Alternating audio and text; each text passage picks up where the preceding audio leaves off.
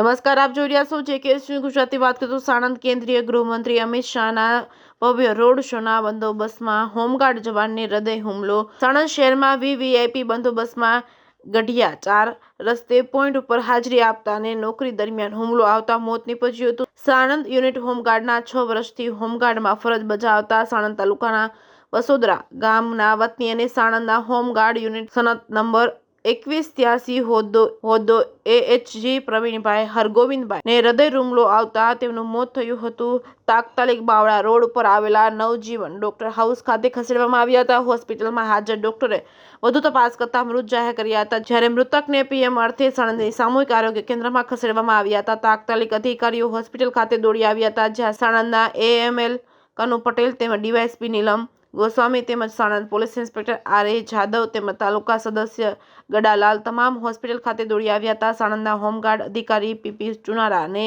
તમામ હોમગાર્ડ જવાનો હોસ્પિટલ પહોંચ્યા હતા. JKS ગુજરાતી સાથે અફઝલ ખાન પઠાણ સાથે બહિલોલ મલેક, સાણંદ.